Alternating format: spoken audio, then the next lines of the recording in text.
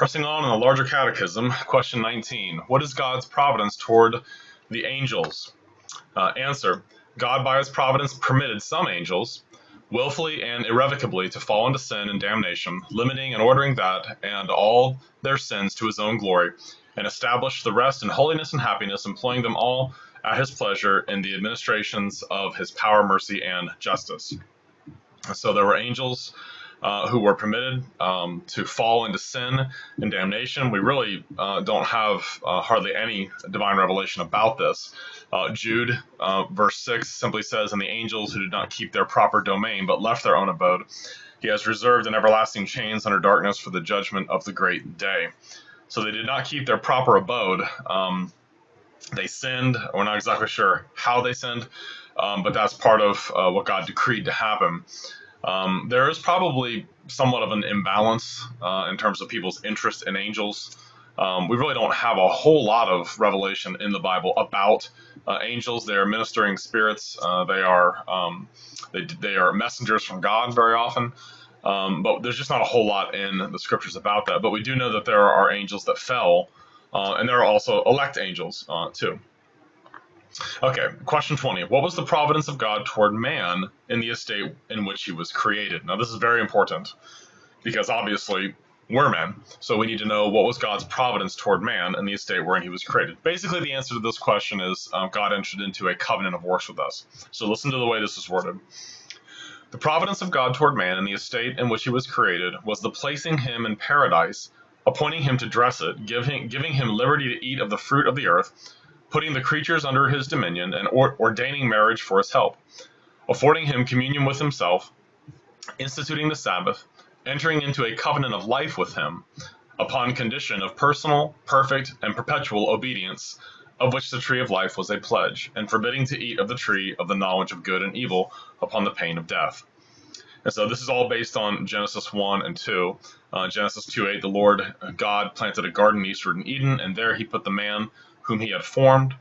And of course, you have the covenant, the agreement. In this particular answer, it's called the covenant of life, and the confession is called a covenant of works. Genesis 2:16 says, "Of every tree of the garden you may freely eat, but of the tree that is in the midst of the garden you shall not eat, for in the day you eat of it you will surely die." And so God required personal, perfect, and perpetual obedience. And the tree of life was a pledge of that. If Adam had passed his period of probation, if he had resisted the temptation, he would have been allowed to eat of the tree of life and been confirmed in an immutable condition of righteousness. But he was created, we were all created, well, Adam was created, mutable. He could fall away from God. But God forbid him to eat of the tree of the knowledge of good and evil upon the pain of death. And so that's why everybody dies. It's a very strange thing that there is there's always been trouble for some reason, I don't understand why, about the idea of a covenant of works. People will say, for example, John Murray even says, I don't like the idea of calling that a covenant of works with Adam in the Garden of Eden. It's better to speak of it as the Adamic administration. And Murray argues that, well, the word covenant, the Hebrew term barit, is not used there. So we'll use the term Adamic administration. Just think, Adamic administration is not used there either. What's the point here? God gives a law, he gives a rule, which, if broken, will result in death. And of course, Adam rebels. Adam eats of the tree of the knowledge of good and evil and falls into sin. And really what you see after that in Genesis 4 and 5 is you see Cain killing Abel. You see the persecution of the righteous by the wicked. Right there in Genesis 4, you sort of see the beginning of the seed of the woman against the seed of the serpent. And then Genesis 5 is really interesting because you have all the people who were born after Seth and so forth, and the sort of the genealogical line, how long they lived, but they all of them end with, and then he died, and then he died, and then he died, and then he died. And I think that really communicates clearly that the covenant that was made with Adam was not just with Adam, but with all his posterity in him. And that's why everybody dies to this very day, because we're all guilty of what Adam did. In Romans 5:12, death spread to all men because all sinned. How did all sin? By the disobedience of the one man. And that's what original sin really is all about. We inherit the guilt of Adam's sin, but also the corruption of his nature, too. Okay, question 22. Did all mankind fall in that first transgression? The covenant being made with Adam as a public person, not for himself only, but for his posterity. That means every human being that will ever be born in the history of the world. All mankind descending from him by ordinary generation sinned in him and fell in that first transgression. Now, why is that phrase ordinary generation important? Because Jesus was conceived without sin, but he was not conceived in the ordinary manner through sexual relations. His generation is miraculous. It's the Holy Spirit coming upon the womb of the Virgin Mary and so on and so forth. But all that descend from Adam by ordinary generation, like all of us, sinned in him and fell with him in that first transgression. And it's very important that we understand how important the doctrine of sin is. If you get the doctrine of sin wrong, you don't understand what the fall of man did to us, you're not going to understand what the work of Christ is all about either. If you don't see that sin made man wholly incapable of doing anything towards his own salvation, you're not going to understand what Jesus did. And what I mean by that is this. You're going to think, if you make errors on sin, if you think, well, sin affected us, it gives us sort of a bent towards sin, but we're not actually guilty of anything, we don't actually have corruption in us, then you're going to look at Jesus more so as an example to follow, rather than a savior to be believed in. You see, the problem that I have as a human being is twofold. Number one, I'm conceived in this world. As soon as I am conceived in the womb of my mother, I am guilty of Adam's sin, but that's what Romans 5:12 means. All death spread to all men because all sin. That's why people of all ages can die, because we are guilty of Adam's first sin. We lack the original righteousness in which we were created, and our entire nature is corrupt. And the reason I say entire is that it's not like I'm 98% corrupt and there's this 2% part of me that was untouched by the fall. The fall hit me in my totality. It completely affected every part of my constitution as a human being. And yet, God still requires perfect, personal, and perpetual obedience in order for him to justify anybody. Do you see why what we need is not an example to follow? We need someone to enter into that covenant of works that we broke and to do it all for us. That's what the work of Jesus Christ is all about. He comes into the world and takes upon himself the legal obligation of my own obedience that I have failed to render to God, and he achieves and accomplishes it all in my behalf. And so the Christian faith at its core, at its heart, is not a religion primarily of ethical or moral improvement. It's a religion of vicarious substitution. Jesus enters into that covenant of life, that covenant of works that I failed to keep, that Adam failed to keep for all of us. And Jesus, in behalf of all of his elect people, obeys perfectly his whole life, never has a single infraction of the law of God. So he takes care of the positive command to be righteous, but he also goes to the cross and takes care of the death penalty, the death sentence, in behalf of his people, to remove entirely the guilt of their sin. And so Jesus truly is the federal covenantal representative head of a new race, a redeemed race of humanity. And that's what makes the gospel such good news, is that Jesus has truly saved me. Grace necessitates the doctrine of unconditional election. Really, you really can't make any sense at all out of the meaning of the biblical word grace without the doctrine of election. It is God intervening, saving the helpless, and not just that, well, I couldn't do it without the help of grace. Helpless in the sense that I can't do any part of it. I cannot accomplish any part of my own salvation. Jesus has done it all. He has fulfilled the law's demands in my behalf vicariously. That is reckoned or imputed to my account, Romans 4:6. Righteousness is imputed to us apart from works, and my sins will not be credited or imputed or charged against me, because God made him who knew no sin to be sin in behalf of us, so that in him we would become the righteousness of God. Okay, so that's the fall of man into sin is a massively important doctrine. What did that do to us? We sinned in him and fell in him in that first transgression. Now, question 23, critical question. Into what estate did the fall bring mankind? Answer, the fall brought mankind into an estate of sin and misery. Very important. So now we're going to ask the questions, well, what is sin? What is misery? What do those terms mean? What is sin? Sin is any want, meaning any lack of conformity unto or transgression of the law of God, given as a rule to the reasonable creature. Okay, so what is sin? Any want, any lack of conformity unto the righteous requirements of the law, as well as any transgression of the law.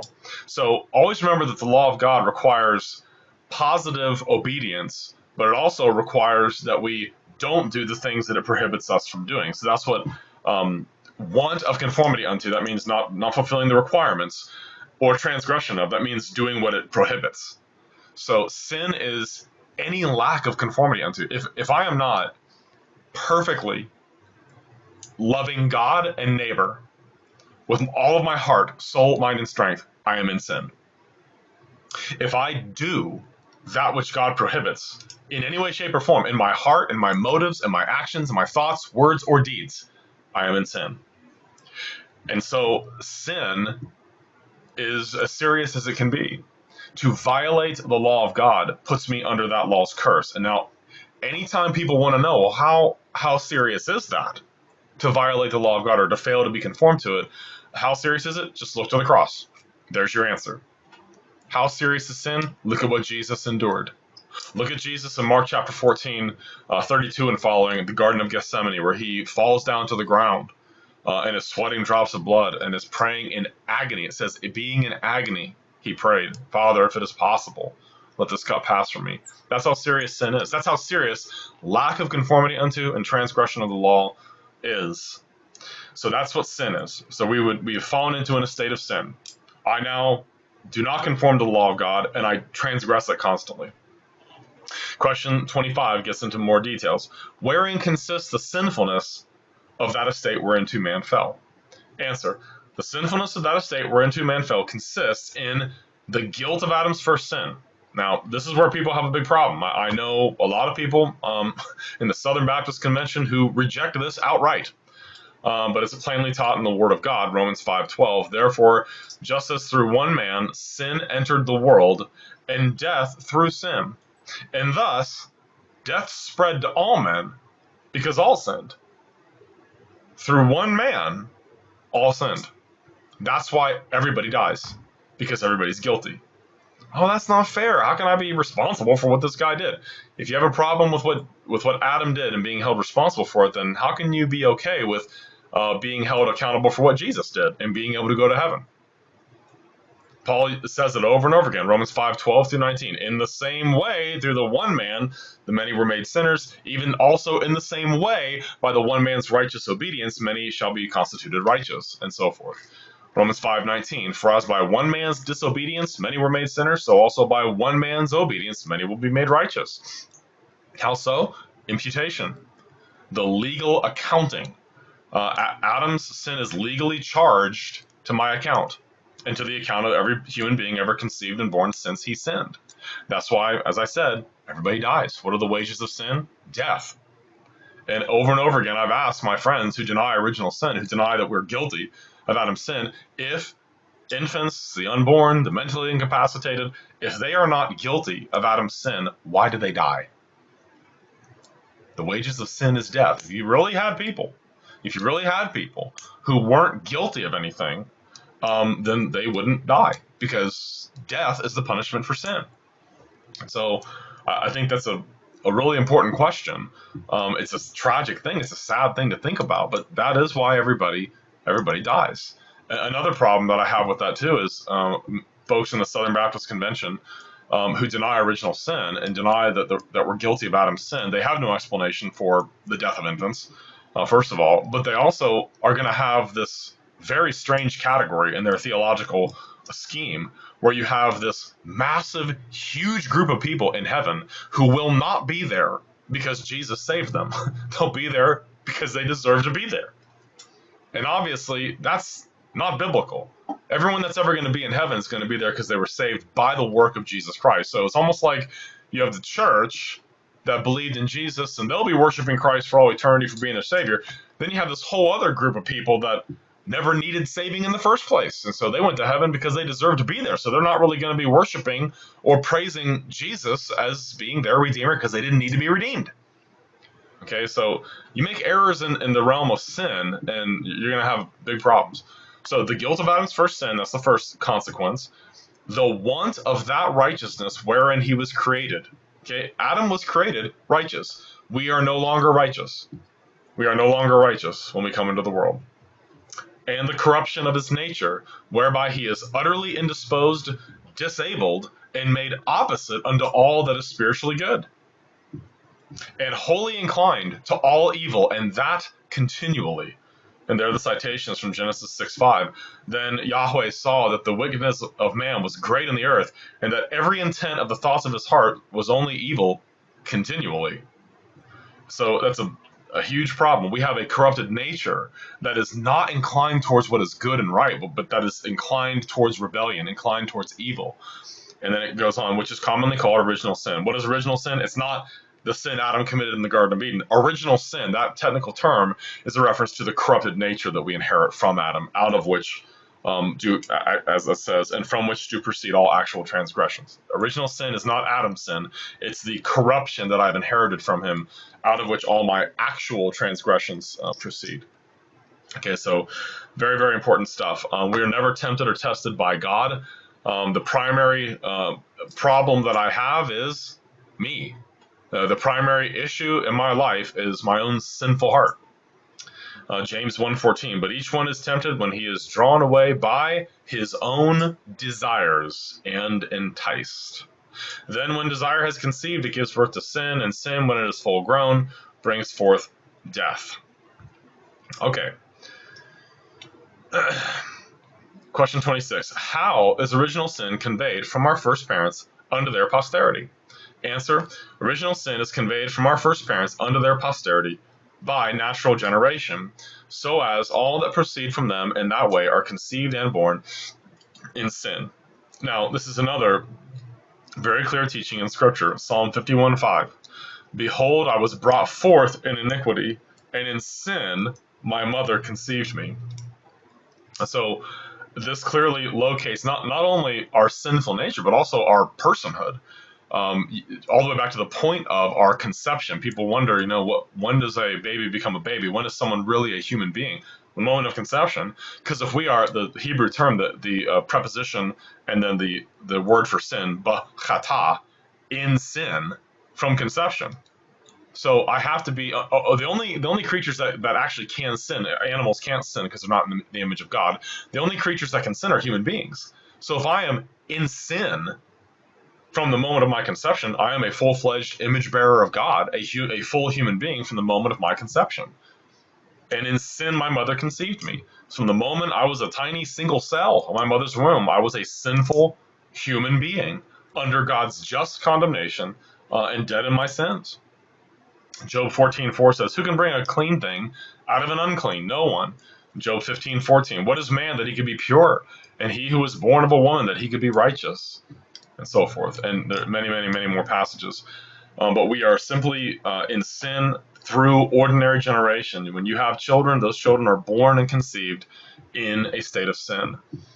Question 27. What misery did the fall bring upon mankind? Okay, now we finished thinking about the logical progression of the Catechism. Into what state did the fall bring mankind? A state of sin and misery. Okay, well, what do you mean by sin? Any lack of conformity unto or transgression of the law of God. Okay, wherein does all that consist? What does that actually really translate to? The guilt of Adam's first sin, the lack of original righteousness, and the corruption of our whole nature. That's what we are in. That's sin. Now we're going to talk about misery. What does the Bible mean by misery? What does the Catechism mean here by misery? Answer. The fall brought upon mankind the loss of communion with God. And this is one of the saddest things. One of the saddest things that anyone could ever even think about. Genesis 3:8 is, to me, the saddest verse of the Bible. And they heard the sound of the Lord God walking in the garden in the cool of the day, and Adam and his wife hid themselves from the presence of the Lord God among the trees of the garden. For the very first time in their experience as human beings, and this is what it would be for the rest of human history until the very end of time, except among the redeemed, man is hiding from God. Wherever God is where we do not want to be, because we love sin now, and we know that our Creator hates sin, and so we will deny that He's even there, we will deny that He exists, and we will hide and run like scared little children. And that's what people have been doing ever since. Lost communion with God. God calls out to them while they're hiding, Genesis 3:10. I heard, where are you? And Adam answers in Genesis 3:10, I heard your voice in the garden and I was afraid. It's so sad. Man was created to have communion with God and to love God and to be close to God and enjoy God. But now he's afraid. God scares him now. He doesn't want to meet with God in the garden anymore. It's so sad.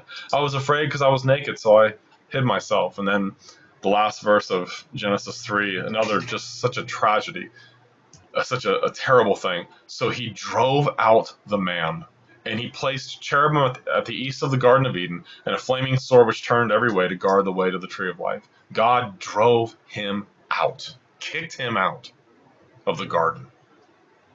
So sad. All mankind, by their fall, lost communion with God.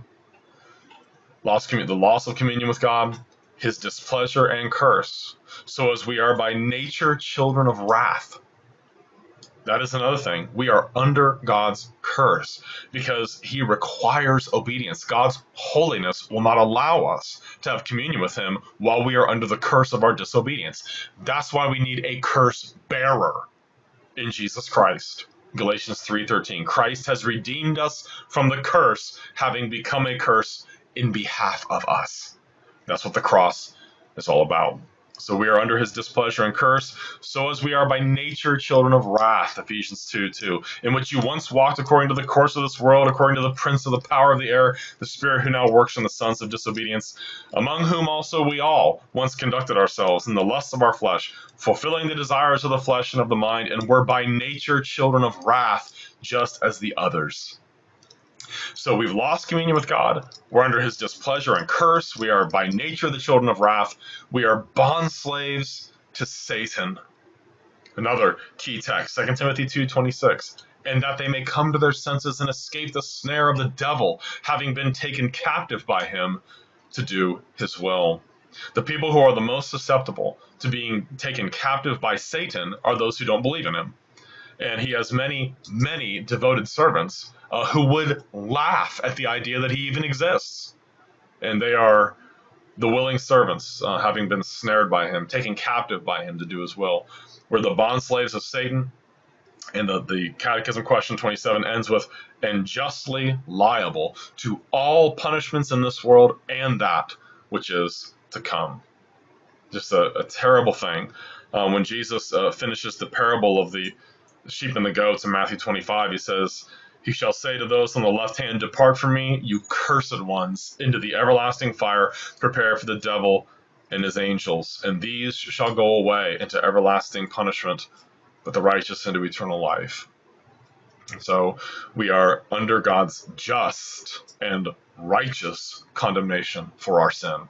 So that's what sin and misery is. We've lost communion with God. The misery is we've lost communion with God. We're under His displeasure and curse. We're by nature the children of wrath. We're the slaves of Satan.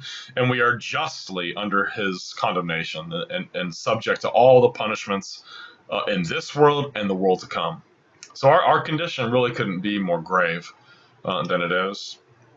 Question 28. What are the punishments of sin in this world? Good question. Answer. The punishments of sin in this world are either inward, as blindness of mind, a reprobate sense, strong delusions. These are all being backed up by citations of Scripture. Hardness of heart, horror of conscience, and vile affections. Or outward, as the curse of God upon the creatures for our sakes, and all other evils that befall us in our bodies, names, estates, relations, and employments, together with death itself. So everything bad in the world, all the punishments of sin in this world, And the next question is going to deal with the world to come. But all the punishments of sin in this world, blindness of mind. I mean, people don't get it. They don't understand what the world is, who they are, what their purpose is. They don't know what they're doing here. Ephesians 4:18, having their understanding darkened, being alienated from the life of God because of the ignorance that is in them, because of the blindness of their heart.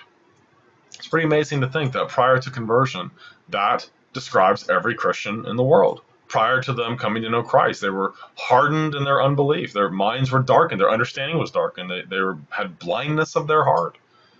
The second thing is a reprobate sense. God gives people over to have a reprobate mind, meaning to just do all sorts of things that are not proper, that are not fitting. We do things that are self-destructive and foolish, that bring the condemnation of God, and we don't care. We know it's wrong, and we still do it. We know that it makes us subject to damnation. We still do it. We don't care. A reprobate sense. Thirdly, strong delusions. 2 Thessalonians 2:11. For this reason, God will send them strong delusion, that they should believe the lie.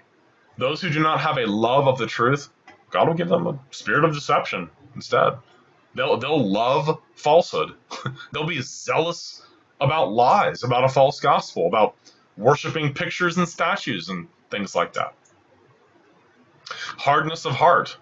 That's another one, Romans 2:5. But in accordance with your hardness and your impenitent heart, you are treasuring up for yourself wrath in the day of wrath and revelation of the righteous judgment of God.